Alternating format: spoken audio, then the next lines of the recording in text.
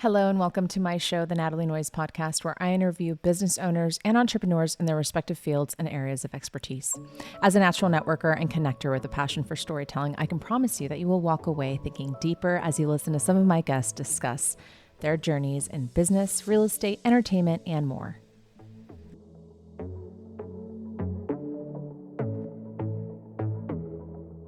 On today's episode, I speak with Daynie Salcedo, marketing queen and beauty influencer. She's not only gorgeous, but incredibly intelligent and holds a master's degree from USC in marketing communication management. Daynie has had a range of roles from working for a news station, reporting for magazines, and as a makeup artist.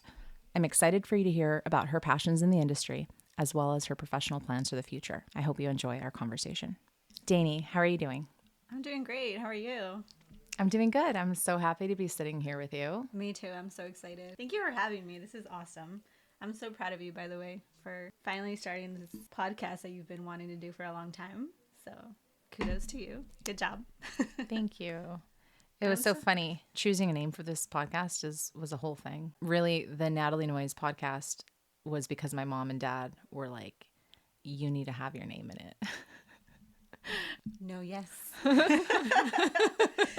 to have it in there. It's both fun, but it's also a little bit of pressure. But it's like, I wanted to come up with like a cool name and just have it, I don't know. I'm thinking like Recharge, or like, I wanted to call it the Named Series, or like, I wanted to do something interesting, but they're like, consider your name, sweetie. And so I was like, okay, the Natalie Noise Podcast. Here we are. That's actually really good because I thought about that for my Instagram name. Not for my regular like family friends one, but for my beauty one. I wanted something fun too, but then I'm like, oh, let me just use my name and then my middle name because I never use it. So that's why I did Daynie Salcedo, right? Because it's like still you, and then that way people know it's you and like know your name.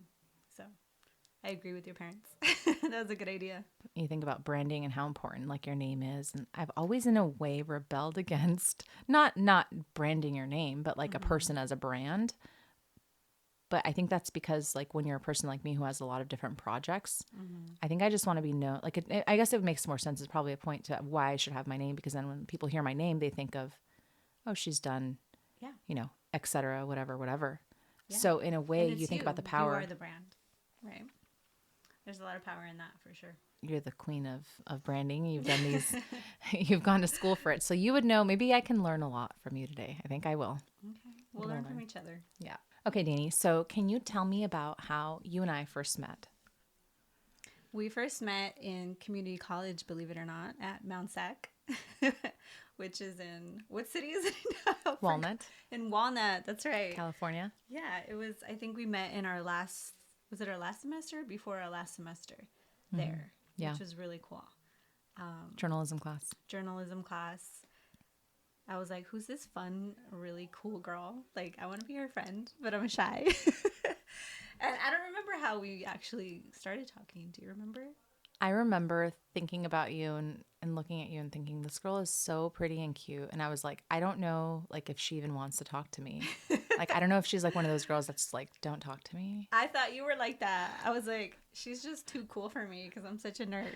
I know I don't come off like it, but I am. So I was kind of like, I want to be her friend, but who talked to each other first? I think maybe it was like a project we were working on or something. Yeah. And like, I was trying to figure you out. Like I remember sitting in the corner. I was like, who is this girl? And I was like really curious about you. It was the same way. I was like, she won't be my friend. She's too cool for me. I think that's hilarious. Yeah, I think we were just working on a project together, and then we started like bouncing ideas off each other, and we're like, oh, okay. Like, okay, we see we're on the same page, and then from there we just started hanging out. Yeah. It just clicked. I think I really appreciated your thoughts, and I really do feel like you were like that girl next door vibe. And I don't know, getting to know you, like I think over time, like it unraveled like different layers of who you were. And I think that truthfully, I say this to a lot of people, we've been friends for now, 9-10 years almost or something? Yeah, something like that. Oh my gosh. Maybe more. I really do think that getting to know you and seeing your personality and working with you over the years, you've taught me what it meant to be a good friend. And I don't think I was expecting that when I first met you. I mean that with my whole heart. That made me cry.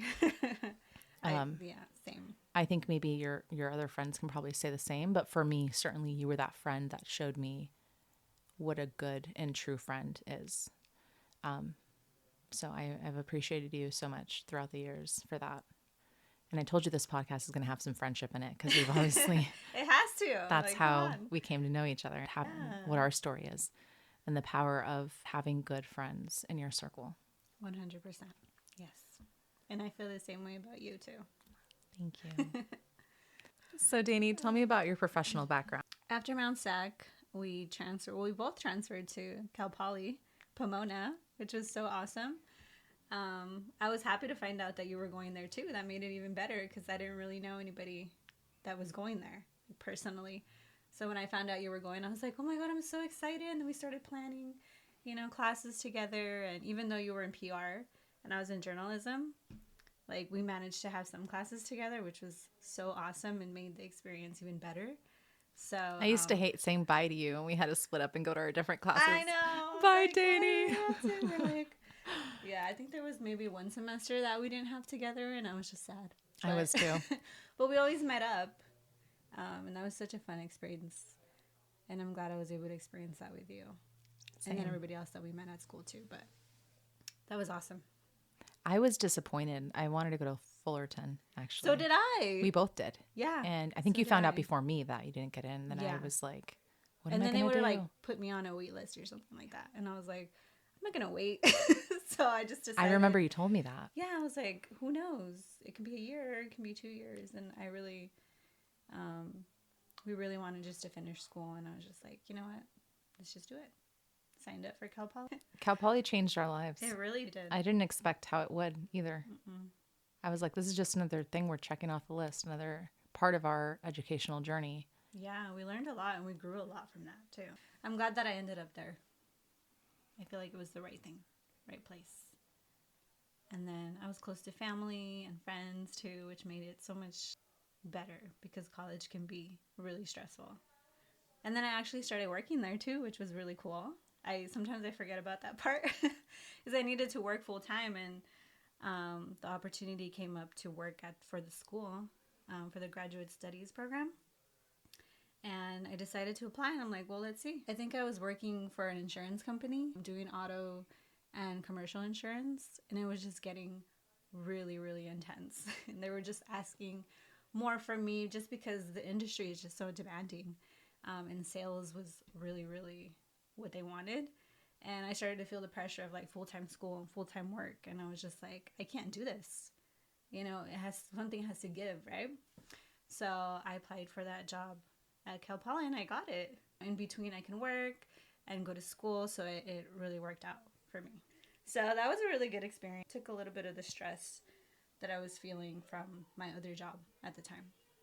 While you were studying communications and journalism at Cal Poly Pomona, you were also working part-time, not only at the school, but you were also working part-time for a magazine, Spectra magazine. Yes, I was. I was working part-time for them as their PR and reporter.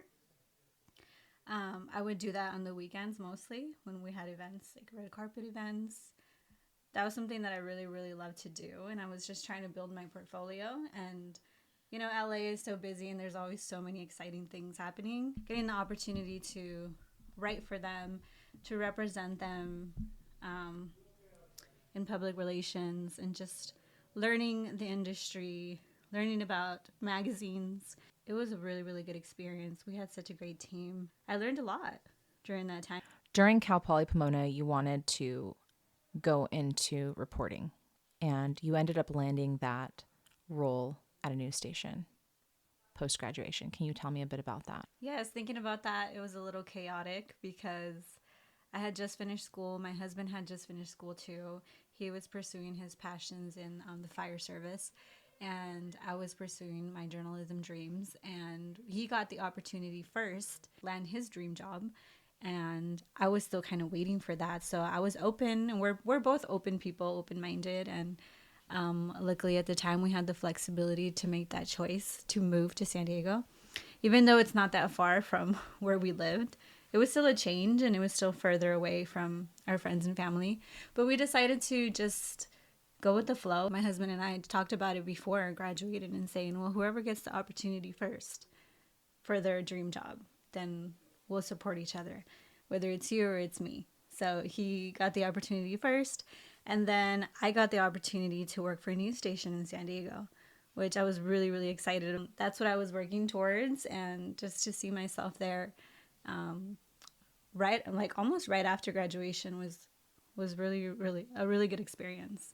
And I honestly couldn't believe it. I was like, wow, I'm actually here doing, what I went to school for and what I really wanted to do. I remember loving that for you and being so proud of you for landing that job that we all knew you were passionate about. I know that you had the opportunity as well to move, but how did that job, how did it shape what your next path would be?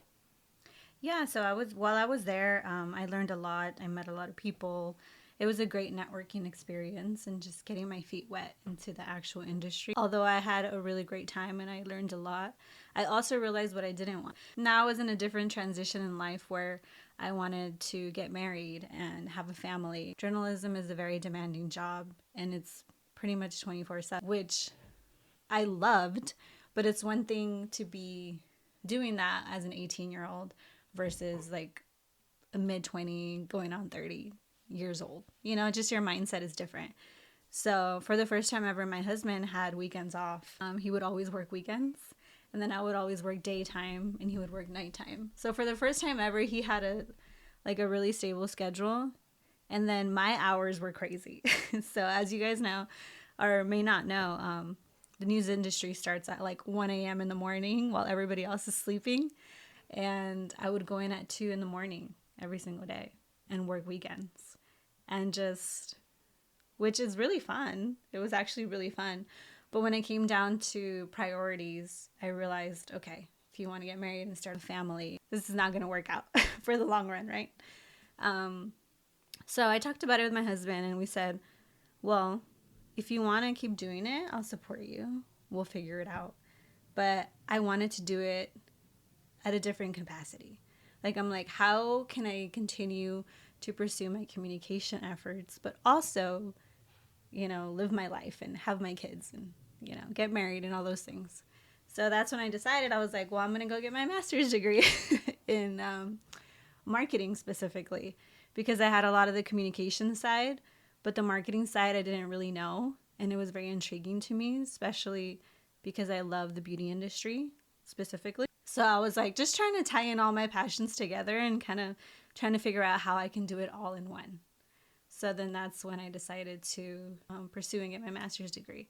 I'm like, it's not something that I wanted to do necessarily, but when I came across the program and I started researching and getting ready and just figuring out what I really wanted to do, then I decided to make that change. Our friend group from Cal Poly had always talked about, okay, we're at some point we're going to go back and get our master's degree. We just didn't know the timing of it. Right. And so I remember when you were like, Natalie, I'm like looking into USC, I'm looking at options. And I was like, okay, I started also looking at programs. And I was like, well, Daynie's doing this like marketing communications. And I loved that. I was at my job and I was also thinking I would like to better my opportunities. Mm-hmm. And so that kind of your decision to do that kind of also propelled my journey to start looking as well. And I remember I applied to USC like you did. And only one of us got in. Yes. Well, okay. I'm not mad about it. I'm glad that we all how they say you feed off the energy of other people. So I had a friend that was doing her master's program too. And she was the one that kind of inspired me to be like, Daynie, you should do this too. And I didn't want to. I really didn't want to go back to school. But I'm really glad I did. And I'm glad that, I fed off her energy, you fed off mine, and then look where we're at now. We're all done with our master's degree, and it's incredible just to see how the people that you surround yourself with, lift you higher and push you. Sometimes you don't want to do those things. It pushes you to do what's uncomfortable. And then look at where we are now. It's awesome. I know. And then all three of us had a different journey with our master program. I think that we make different choices that bring about different results. And sometimes when you're trying to do something fast, you get a certain result. Sometimes when are more intentional, you can still be intentional in the wrong way.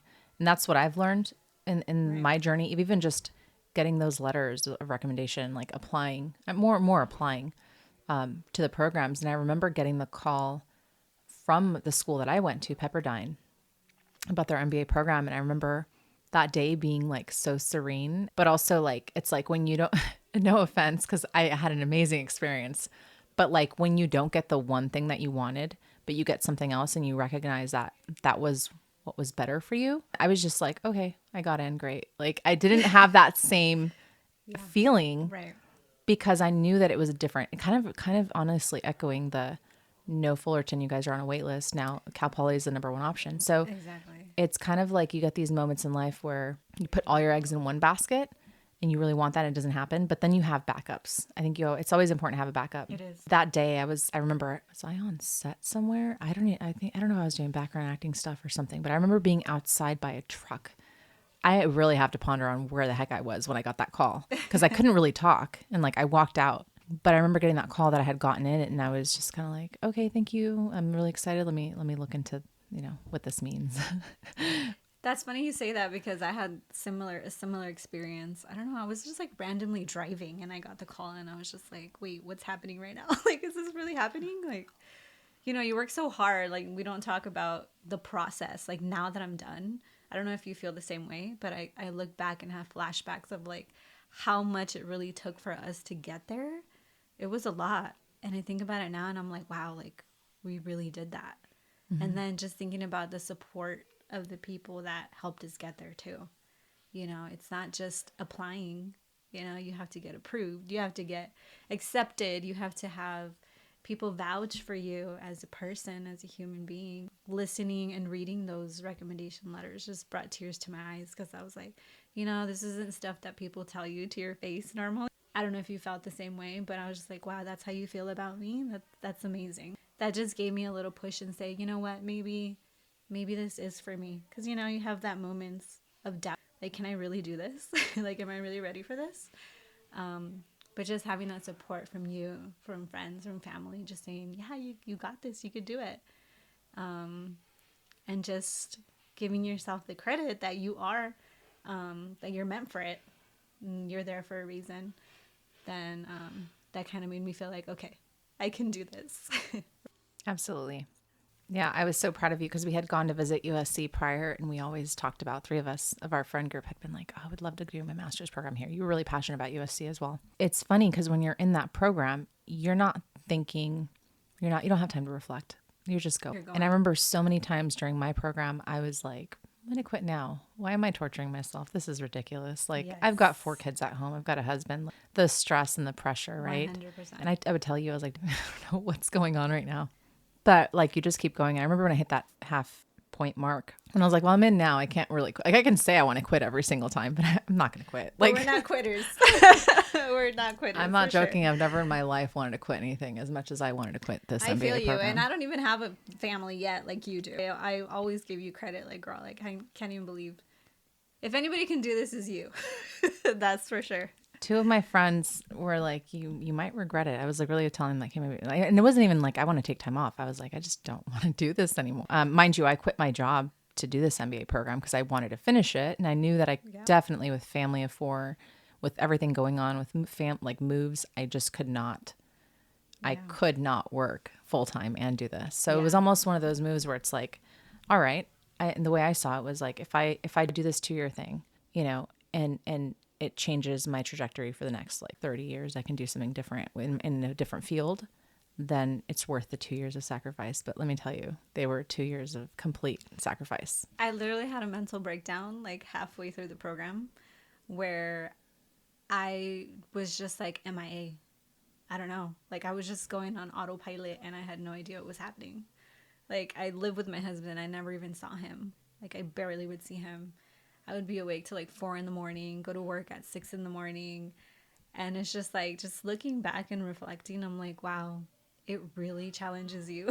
You had a full-time job. Yes. And you did a full-time program at USC. Yeah. Can you tell me a bit about the requirements for that master's program at USC? Yeah. So let me go back a little bit because I feel like this is a really, really special little story that I feel like can resonate with a lot of people. I originally, after high school, wanted to go to USC. I literally had the application. I got a letter of recommendation from someone at ABC, Channel 7. I had a recommendation from one of my professors, and I had everything ready. I had the application and I didn't apply. I don't know why. I was scared. Like, I was like, well, how am I going to afford this, right? How am I going to do this? I need to work full time. How am I going to go? Like, all the negative things, right? Of an 18, just lost. I had no guidance. I had nobody helping me. And I wasn't helping myself with the negativity too, right? I never applied. To this day, I still have the application from USC from when I was 18 years old. I still have it in like my memories. And I was like, I've been manifesting this for so long. It like literally brings tears to my eyes because I'm like, you've really, really wanted this, right? You think of like, how did this happen? Like, I've like low-key been manifesting and praying for this for so long. I still have that application and I'm like, wow, well, maybe it just wasn't the right time, because now looking back, if I would have gone into USC then, my life would have been totally different than it is now. And I love my life. But now that I'm in the master's program, like, I'm glad that it happened this way, because I feel like I value so much more and I feel like I was just ready. And, you know, sometimes, like you were saying earlier, you want something, right, for so long and you don't get it and you're kind of disappointed. But then once you're there, you're like, you know what, maybe this was meant for now, not then. Just a little bit of the process of applying. It's, you know, I didn't realize that it was so, like it's so hard to get in, right? Like, you have to have people vouch for you. You have to have people, professional people, you know, say, I recommend this person for your program. Like, that was one of the scariest things for me. I was just like, oh my gosh, like, I don't know if you feel the same way. Like, who am I going to reach out to? Like, but it goes back to building those relationships with people.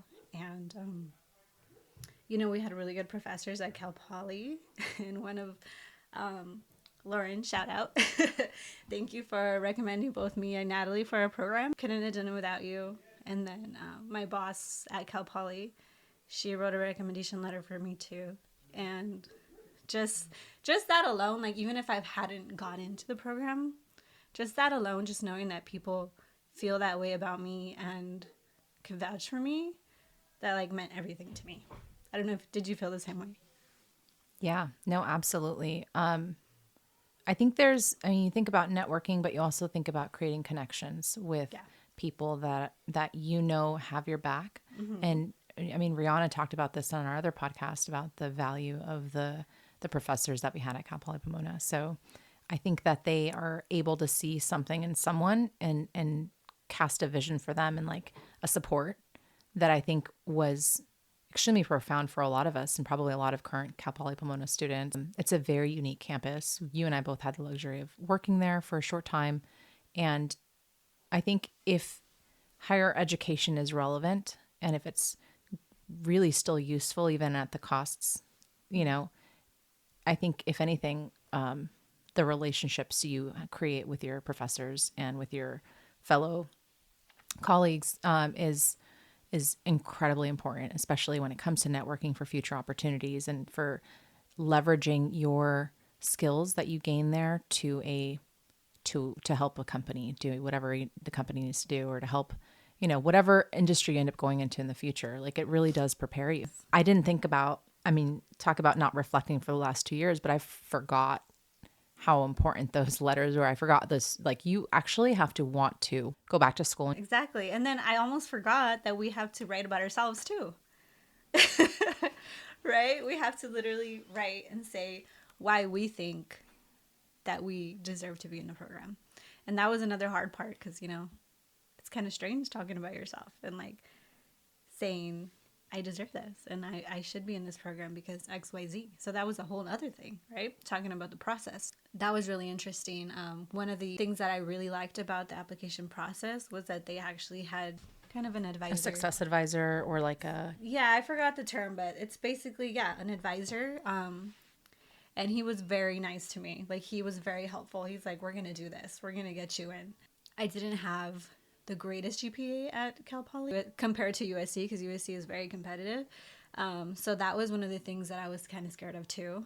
I think I had a little bit over a 3.5, and I was like, wow, I don't know if I'm going to get in. First of all. Second of all, you know, was finding the people to vouch for, professional people. And then two, writing my own personal statement and saying why I thought that I deserved to be in the program. I think I went back maybe 4 times with him with my personal statement, where he was like, at first I was making it about why I wanted to be in the program versus why the program was made for me. And I was like, once he said that to me, I said, oh, okay, if you put it that way, why is the program for me? And then so like I switched up the whole statement. And then finally he came back and he said, okay, this is what they want. And that's something we miss all the time. You know, there are these parameters that there's just a different perspective shift, right? That's Yes. required. Yes. And I don't know about you guys out there, but I have struggled with this a lot. You know, it's not always written exactly what, you don't always know what perspective you need to take on and what approach you need to have. And so making that connection for you and like going back those 4 times, sometimes that is the difference, you know, and it takes a lot of vulnerability to not assume that you're just going to land something and working with someone. And it takes a lot of vulnerability, and you have to put your ego down quite a bit. Which is hard for some people. I'm glad you said that. I'm really glad you said that because nobody likes to feel uncomfortable. No. And I feel like that is like the theme of our life, right? Or like whenever you have growth, you have to go through uncomfortable situations to grow. Because if not, then you won't. But it's true. So when I was intimidated by him because he's a professional at USC, you know, I'm just little me and trying to navigate the world. But like you said, I left my ego aside and I said, okay, let me listen to this person. Let me do what they say and let's see. And that made all the difference, right? Yeah. My personal statement was incredible. It went from, I want to go to this school because to this school or this program is made for me because. After doing that, I also wrote a different letter talking about my background a little bit too, about how I came to this country from Nicaragua and, you know, first generation college graduate in the United States. That was also another letter that I think helped me get into the program, which was really special. And just like reflecting on it now, I'm like, wow, like this little girl, like I was literally living a little girl's dream, my own dream. And I was like, wow, I can't believe that I actually did this. Like I actually did.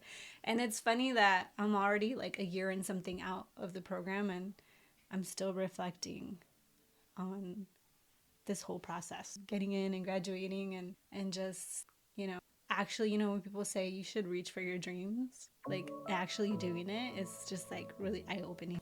And hearing you say this is very profound.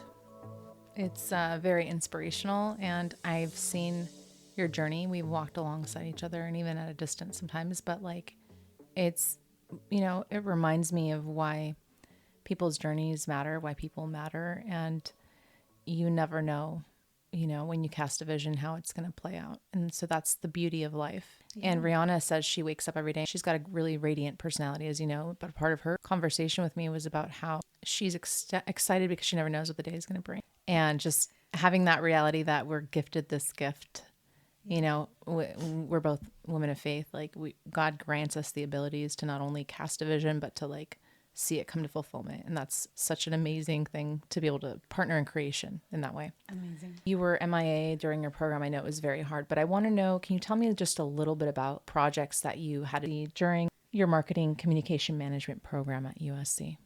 Yeah. So right off the bat, one thing that I loved about the program is that all your professors tell you from the beginning, don't worry about getting A's. Don't worry about getting a 4.0.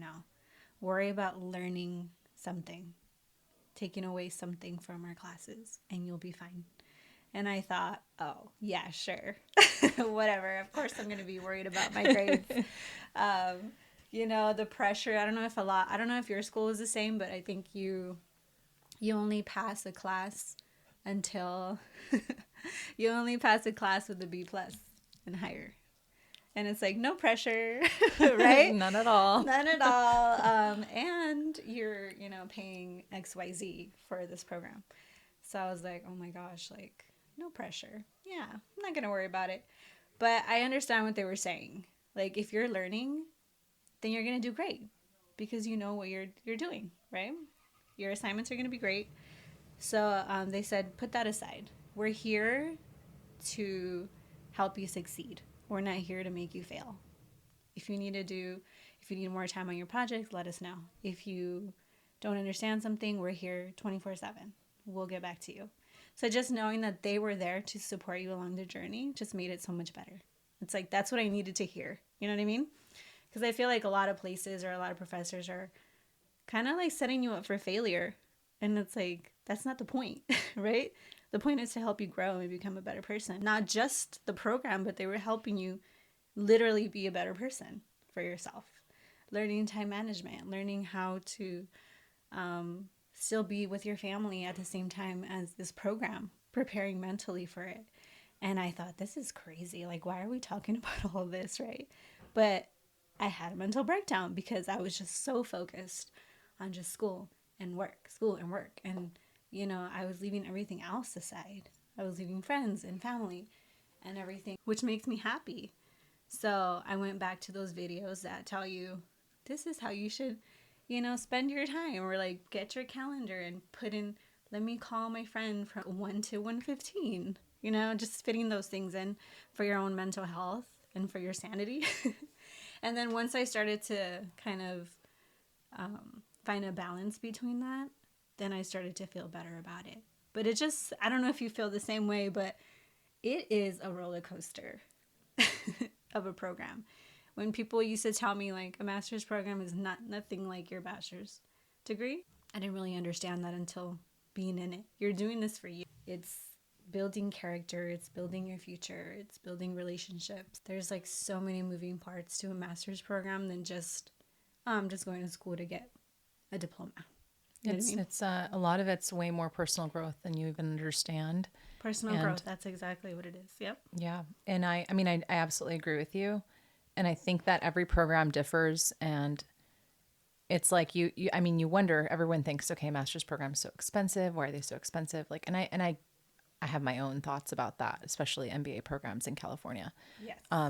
They are rather expensive, you know? And so yes. it's a very personal journey that you choose to go on, and the outcome, you know, varies depending on the school that you select, the program that you pick, and the people that are also in that same place at that same time, learning alongside you and growing alongside you. And so, yeah, I mean, the hope would be that these programs would be affordable to more people. You know, a lot of people go into it because they can have a better, like they're currently working somewhere and they want to get paid more. And so there should be incentives for people that do these programs to get paid more.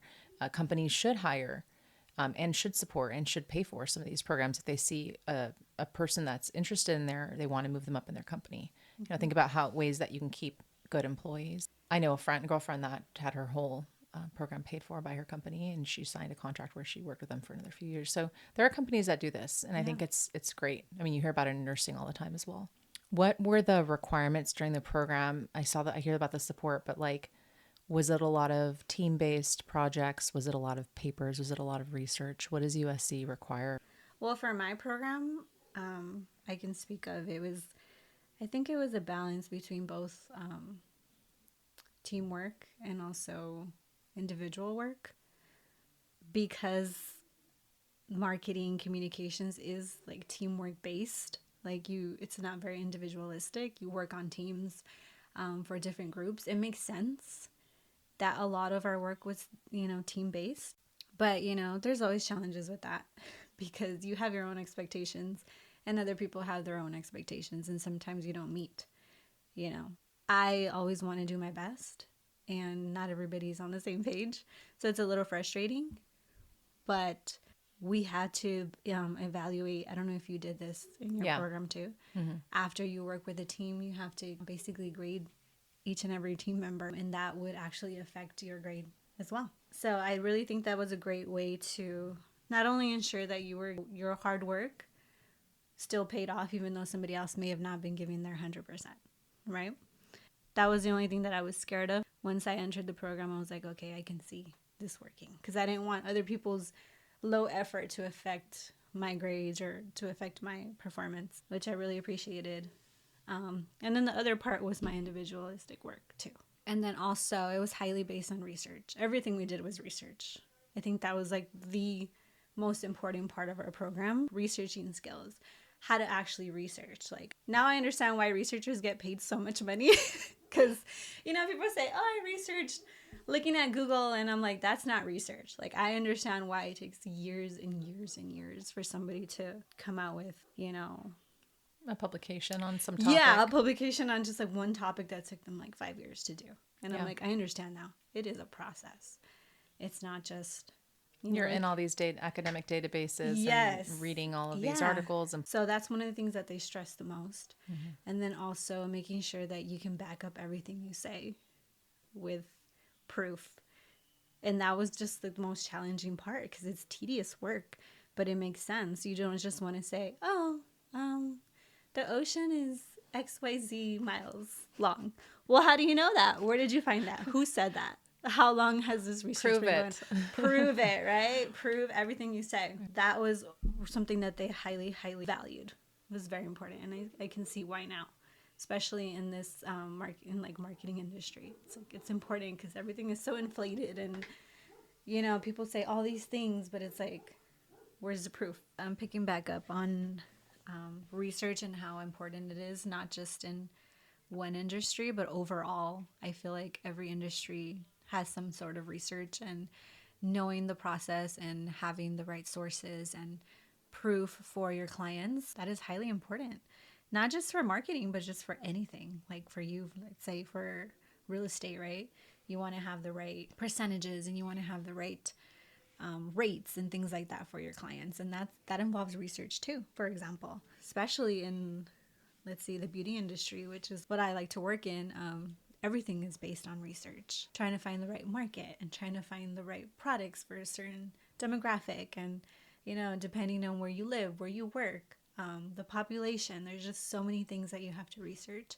And just knowing that process and what it takes, I have so much more respect for people in this industry, in the marketing industry, because it is a lot of work, tedious work. But if you want to deliver the results for your clients, then that's what you need to do. And I feel like the program really prepared me to be able to give my clients the best of what this industry can give to them. For example, I feel very prepared now I feel like this was the missing puzzle piece that I was missing in my communications career overall. I like that. How else do you think that the program shaped your views on marketing and communication, especially when you consider the people that you're marketing to today? It's so funny to think about that because a lot of people, before I was in marketing, I would be one of those people too that were like, marketing is just so easy. You're just promoting a product and that's it. And it's not. It is so much more work. For example, I had a class called Global Marketing, and we had to market a product in a different country from start to finish. And that was a very tedious process. And like I said, I have so much more respect for people in the marketing industry because there's just so much. For example, I decided to market in France. That was my project. And I needed to learn about the culture. I needed to learn about the language. I needed to learn about how they do business there. It's different than the United States. How they speak to each other. There's certain times of the day and times of the week, for example, that you can talk business. Other times of the week where you can only socialize. You have to really understand the consumer there as if it was you, for example. And it's the way you talk, the way you speak, the way you carry yourself, the way the language of your marketing has to be. Is it okay for it to be in English? No, it has to be in French. It has to be in their language. It has to be something that resonates to them. Like you really need to think about the entire picture and take in different cultures. Yes, exactly. Practices if you want to take a product to their country. So it literally has to take your entire being to be able to take on a project like this. So I have so much more respect for this industry because it is so much more than just marketing a product or putting an ad up. It's not that. There's so much more background. You have to understand the colors that they like in their country. Some colors are viewed as royalty, for example, like blue. A lot of the French culture loves to use blue because it's a royal color, or if it's red, or if it's, there's just so many things you have to, it's like a puzzle piece, right? And if you're missing one of them, your project is not going to work and your client is not going to be happy with your results. I personally love beauty products, as you know. I was a makeup artist during college. I have a beauty Instagram, which I love to review products, try products. I'm just like a beauty lover overall, and just learning how hard it is to actually bring one product to the market. That's part of the fun for me. One, because I love that industry and I love products, but I also love the process that it takes to deliver for your client, to get those sales for your client. Just understanding every part of it is so fun to me. Yeah, I can relate. My concentration was global business. Considering launching products in another country, from the administrative side as well as marketing, you have to consider a lot of things, and build those relationships to do it well. Exactly. And ideally, your products would be useful and helpful, and not just a product, but useful and helpful to them as well. And I think you find that out during the research and development part, and you figure out how to maybe even adjust your product if it needs to be modified for that culture. Transitioning into your passion for beauty and the beauty industry, what first drew you to pursue beauty early on? The love for beauty came from my grandmother. She was always one of those women that was just always put together. You know, she grew up in her 20s. She was in the 60s and 50s, and you know how they used to dress like really, really cute, like all decked out. Their hair was like certain styles. Just watching her grow up and just be so girly, and always had like beauty products, and I was just so in awe of like the process of her getting ready, and then seeing my mom growing up, like piggybacking off her too, and just learning of like putting your lotions on. And it's, you know, when I was a kid, if I would go out to the sun, I would get like white spots on my body because I didn't have sunscreen.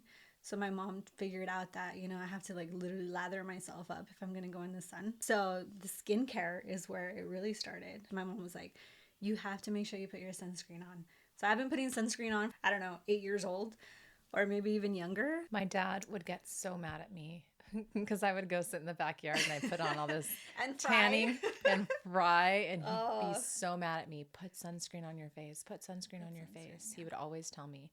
And of course, sorry, Dad, I wouldn't listen until later. I know. But no, sunscreen and Yeah. beauty care is so important at a young age, So especially important. right now when people want to put on all sorts of chemicals and makeup. It's like, start with the sunscreen. That's what I just told my daughters Yeah, recently. very simple.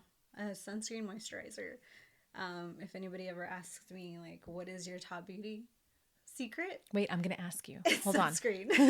We'll get to that. But yeah, that's where it started. My mom just started to teach me to take care of my skin because I had problematic skin.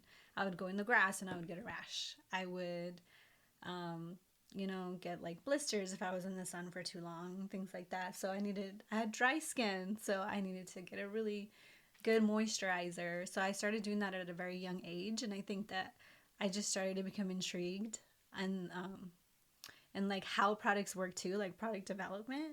I'm like, oh, this is cool sunscreen. What is it? Like, what is it made out of? How does it, you know, what ingredients are in it? And like, how does it make people feel better?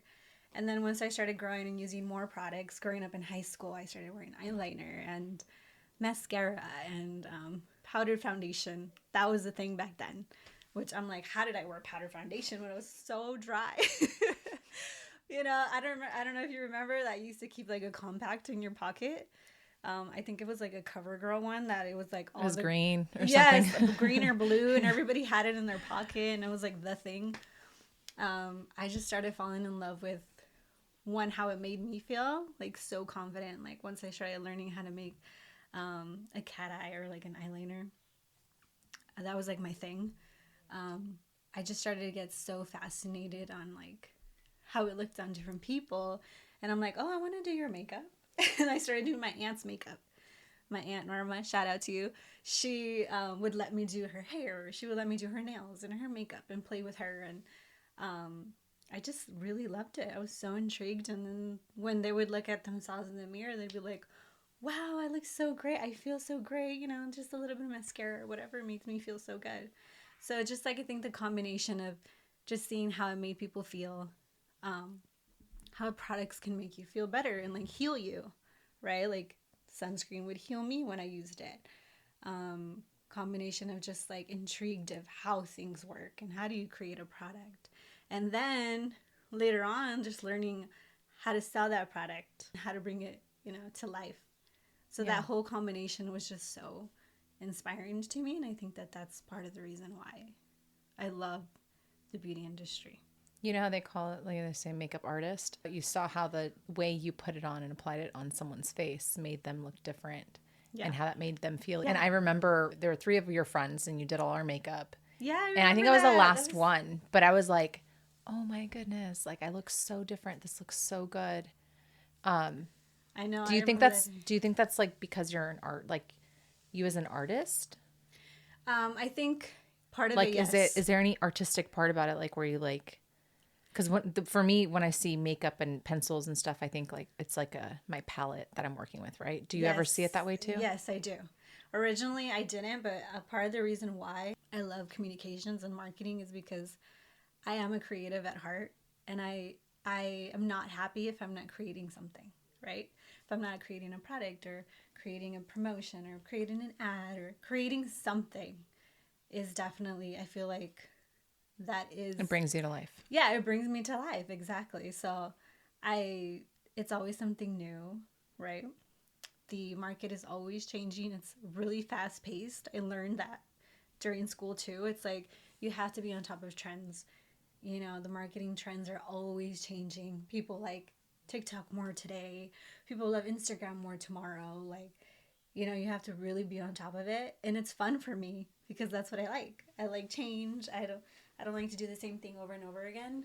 So I feel like that creativity is always stirring, and that's what makes me happy about this industry. It's constantly changing. I'm constantly changing something. I always know what's coming next. And just keeping that wheel going is so fun for me. What do you think about forecasting, like what is coming next? What do you look at when you think about what's next in the beauty industry?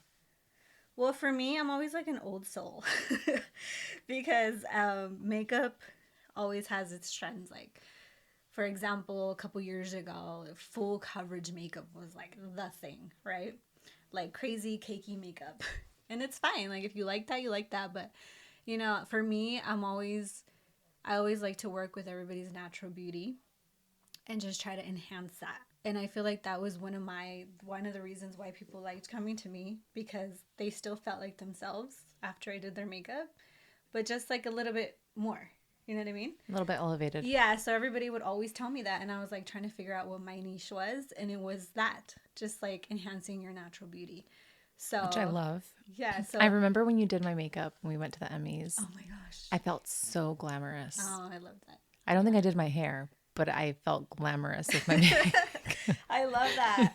So that's what I like to do. So it's a classic look that will stand it's like stand still in time. Like every time you look at a picture or something, like it's always going to look like you, but just a little bit more. Like a little bit more enhanced, you know? Maybe you need to do more makeup stuff. Like I right now I'm just like dreaming of how you did my makeup, and I kind of want it again. I know. I haven't Daynie, will you do my makeup? You know, please, will you do my makeup? I will do your makeup. Okay, I would love to.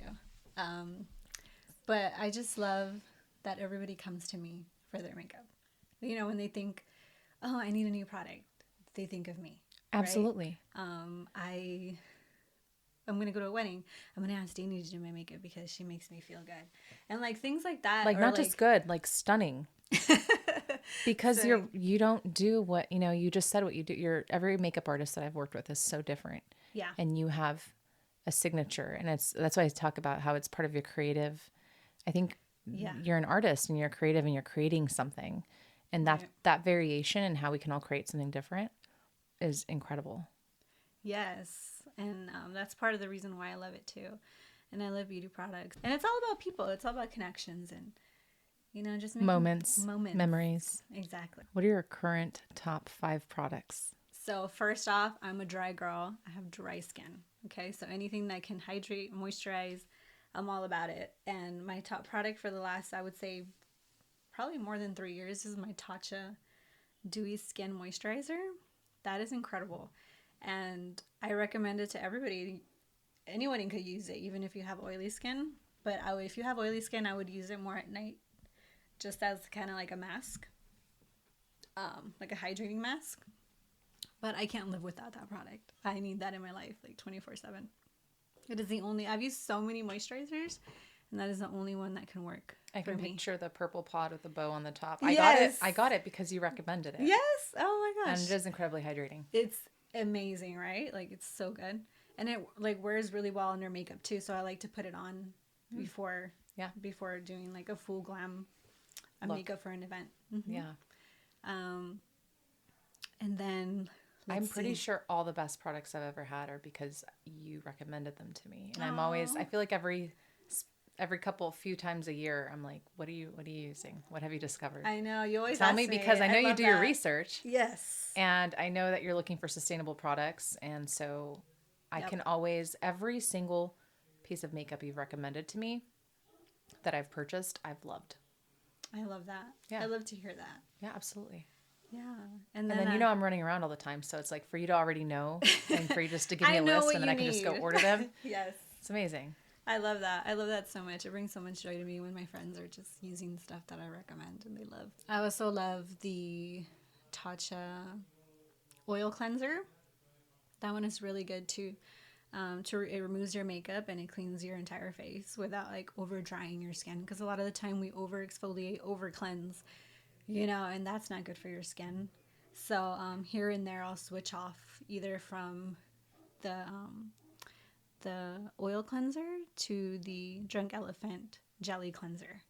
Or sometimes if I have like a full face of makeup on, then I'll use both. Like I'll double cleanse. But most days I like switch on and off just so that my skin doesn't get too dry. Recently I've been loving the Day styling cream. That is so incredible. I have really frizzy hair and sometimes I want to be that person that walks out of the shower and just lets my hair dry. But it just doesn't. It becomes like a lion's mane and it's too much. So this tones down a lot of the frizz and it smells incredible and I have that to thank so much for my hair lately. It's made out of like clean ingredients too and sustainable, which I always try to get products that are good for you at least and for the environment. A good face oil. I really, really love the Drunk Elephant face oil too because it doesn't clog your pores. I always use that as the last step in my skincare routine. I know a lot of people don't really like to add that extra step, but especially at night, I feel like that just locks in all of your skincare so it works the best that it should. And then you wake up the next day just looking so hydrated and moisturized and just glowing. It helps you glow too, which is so nice. And I love the Summer Fridays, their new lip oils. I don't know if you've seen them. They just launched. They're really, really, it's like, it has a little bit of a tint. It's super moisturizing for your lips, but also gives you like a little bit of color, especially when you're on the go. Have you at all looked at Pamela Anderson's latest posts? Yeah, the ones like barefaced. Yeah, barefaced. I think that's great. I think she's stunning. She's so beautiful. Oh my gosh. Yes. I like how you mentioned the trends that we see and how people are moving away from full face. Some people are moving away from full face and more into taking on embracing that natural beauty. Yeah, and that's where I was going because you were asking me about trends. Yeah, I do see the trend where it's more natural makeup. And even though I've been doing that forever and I've stood by that, but knowing like working in front of the TV and working in front of the cameras, makeup is different. It washes you out. You do need a little bit more makeup than in real life on TV because of lights and cameras, and it washes you all out. So there is different makeup for different times. But yes, I prefer a more natural look. You touched on this a bit ago. Tell me about the beauty secrets or tips that you swear by. Oh yeah, this is so fun. So like I mentioned earlier, sunscreen. Wear your sunscreen. If you're young, start wearing it. Like it doesn't matter how young you are. First thing that you can do, get a SPF moisturizer, hydrate, drink water. That's like, I'm always like telling people to drink water. I'm always carrying my water around. My friends kind of get annoyed about me because I'm like, are you drinking water today? Have you drank water today?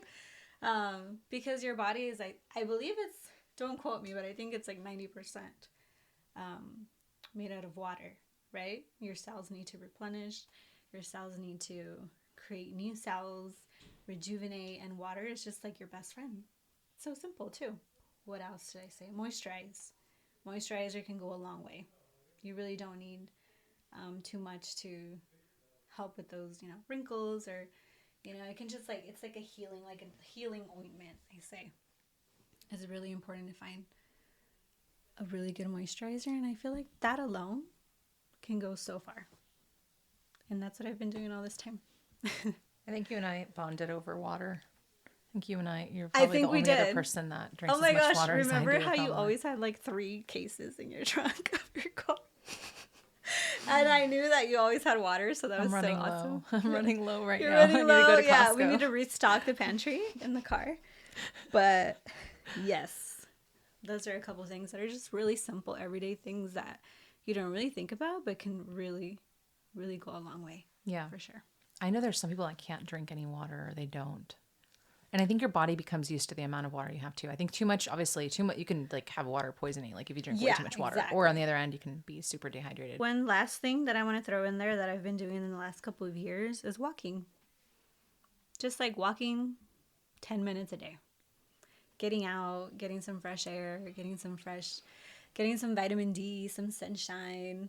That can really just either turn your day up, if you were having a bad day, just go out for a walk. It can actually help you get in shape too. It's good for your heart. It's good for your mind. Something simple that you can do every single day has made a really big difference in my life. So there's a couple things that you can incorporate, which sound like mundane, like regular things, but they can go a really long way.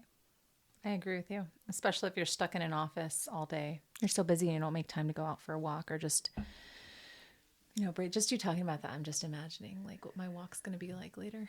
Yes. We're such nature girls. Right? We love water. So we love important. fitness. We love nature, and It's these so are the important. beautiful things in life that you can enjoy with your best friends and with your family. Yeah. Garden walks. I'd literally just put on my to-do list, like go for a garden walk. I haven't seen a garden in a long time. I love botanical gardens. Yeah.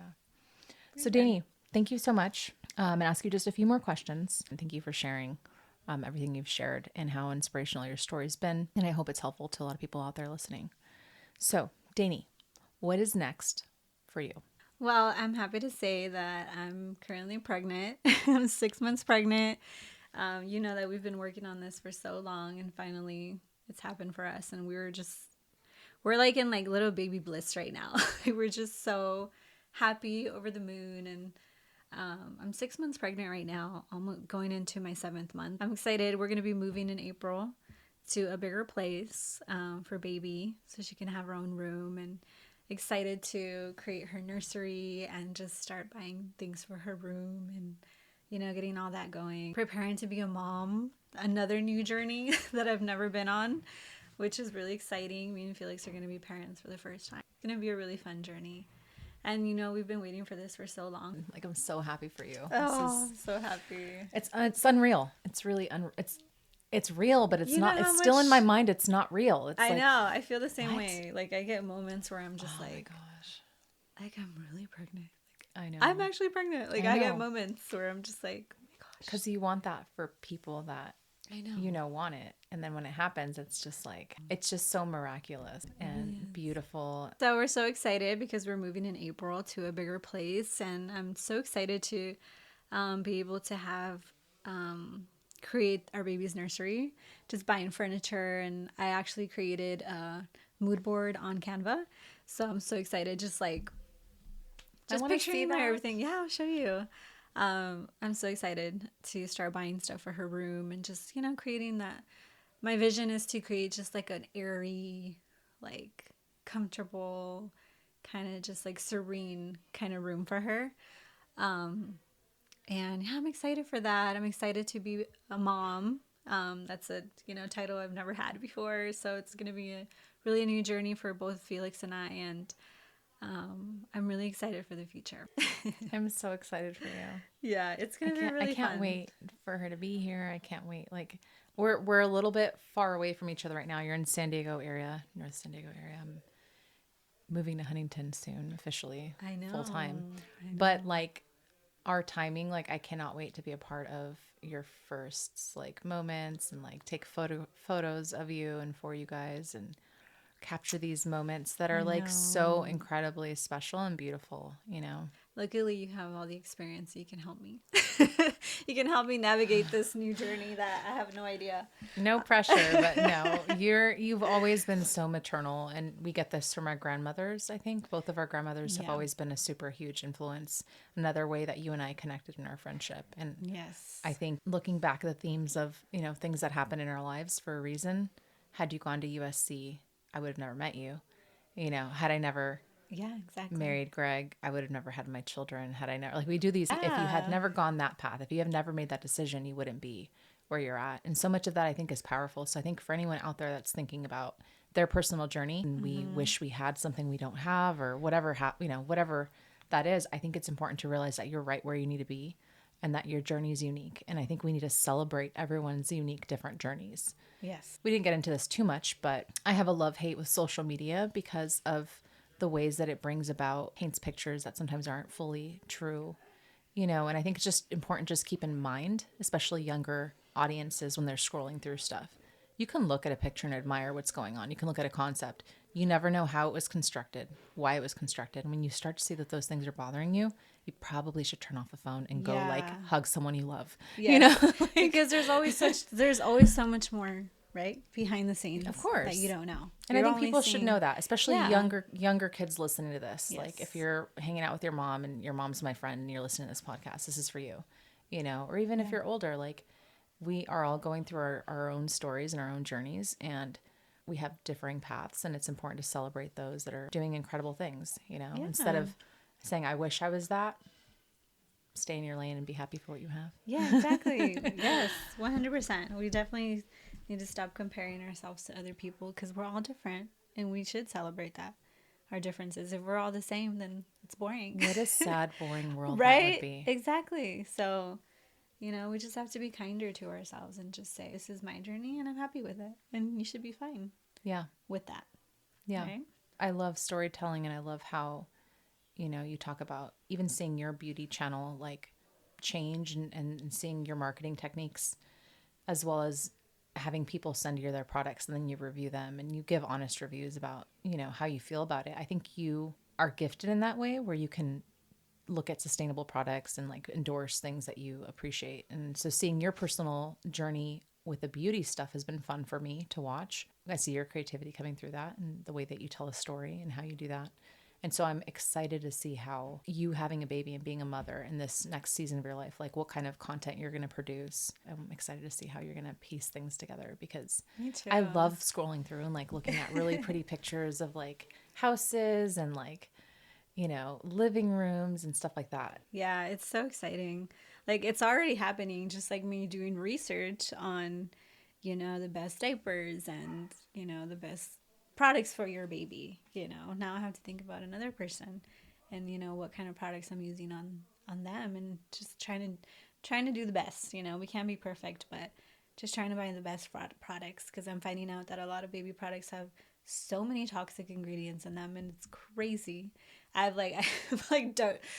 just got into like a dark hole, just like finding so many crazy things that just from, like baby shampoo and even diapers. Diapers are so toxic. It's definitely a new journey where I would love to share everything that I've learned so far from, what are the best products for kids nowadays too. And that's really important as we move to more sustainable practices across many industries. I think it's important to understand now more than ever, we're asking more questions. Like my son has this app on his phone where he and my husband go out grocery shopping and they can look at each product and see how good or bad it is for you. I don't know what the app is called.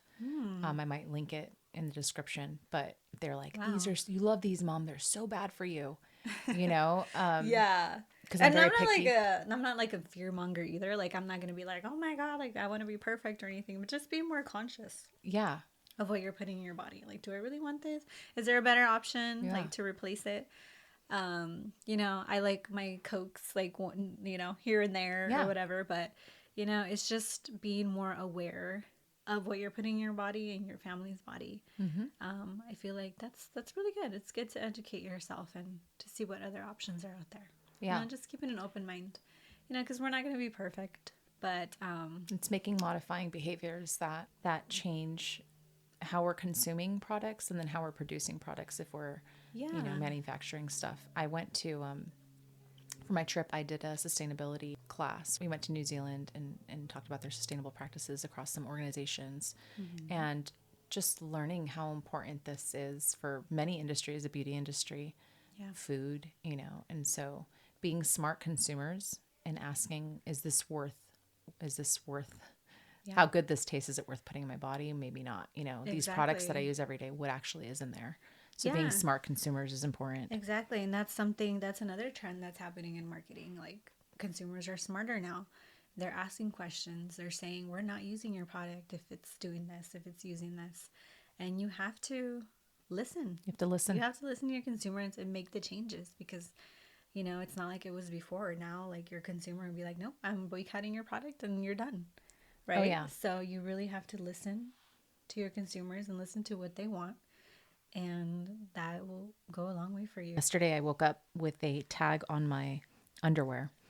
And those little T tags that are plastic? Uh-huh. And sometimes I'm in a hurry and I just like rip stuff off. And over the years, I like even went to Marshall's and I bought these like sports bras, and they have these little tiny tags. And I've always wondered about these tags going into business here, but it bothers me because they're like plastic and they stay on the clothes and they're so short you can't properly cut it off without damaging the clothes. This has been a problem I've had with Victoria's Secret's products since for years.